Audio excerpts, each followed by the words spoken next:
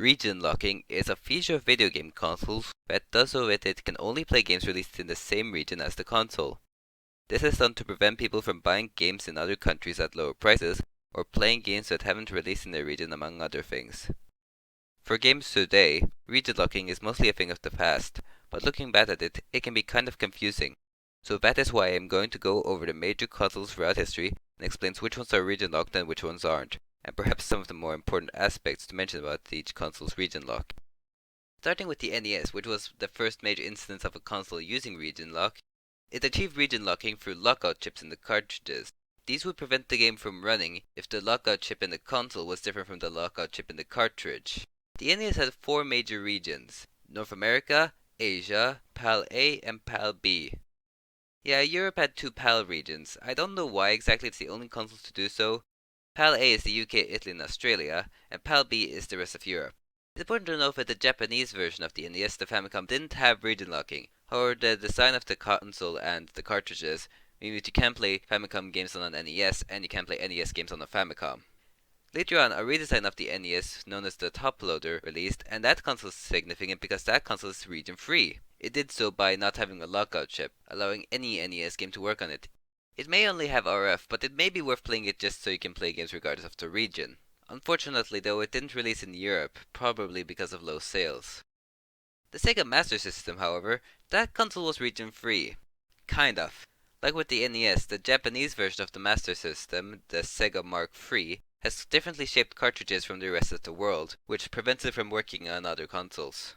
All other versions of the Master System are region free, so you can play Brazilian games on your European Master System. I think it also is worth mentioning the Atari 7800. That console followed what Nintendo was doing and added region locking to its game, though not entirely. The Atari 7800 is backwards compatible with Atari 2600 games, and those games didn't have region locking. The Atari 7800 has region-free backwards compatibility with the 2600, meaning it can play 2600 games from any region. There is one minor problem, however. Usually there may be minor technical differences between consoles depending on which region they're made for, and because of that, there are some graphical errors which occur when you play a North American 2600 game in a European 7800. The same thing happened with the Atari 2600, so yeah, the Atari 2600 is region-free technically. Moving on to the fourth generation of video games, region locking was handled a bit differently. The Super Nintendo had differently shaped cartridges and consoles depending on which part of the world you were in. North American cartridges are designed differently from Japanese and European cartridges, and because of this, they don't fit in the Japanese Super Famicom or the European Super Nintendo, and at the same time, the Japanese and European games don't fit in the North American Super Nintendo. Because the Super Famicom and European SNES had the same cartridge designs, they had lockout chips inside to prevent you playing Japanese games on the European SNES or vice versa. However, the North American games are actually in the same region as the Japanese games, so technically speaking, you could play Japanese games on the North American Super Nintendo. The only thing stopping you is the cartridge slot. The Sega Mega Drive handled region locking a bit differently. The Japanese Mega Drive has a differently shaped cartridge slot, so you can't fit North American or European games in the console, and the Japanese cartridges don't work in the European or North American consoles. Between the European Mega Drive and the North American Genesis, some games work, some games don't. It didn't have definitive region locking, some games were programmed to only work in specific regions, but it's all very confusing. At least the Sega CD and 32X are much less complicated. Both add-ons are region locked, no questions asked. Unfortunately though, Sega once again struck in a bit of weird region locking with the Sega Saturn. It was region locked, yes, but some North American games work on the Japanese consoles. Don't ask me why. The PlayStation is entirely region locked. I found that out the hard way. Similarly, the Nintendo 64 is also region locked, however its disk drive add-on, which only released in Japan, is region free.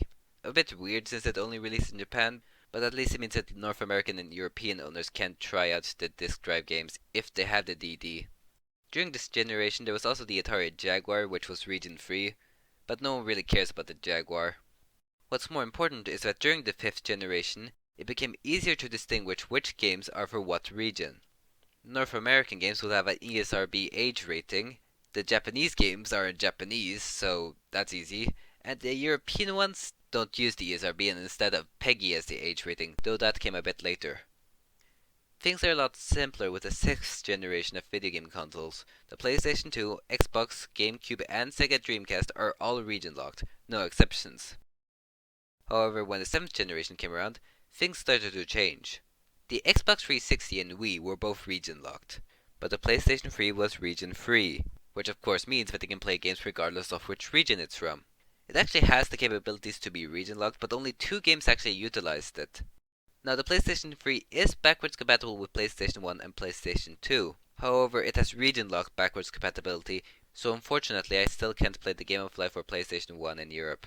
I think now is a good time to talk about the handhelds. The reason why I haven't brought them up before now is because most video game handhelds are actually region-free.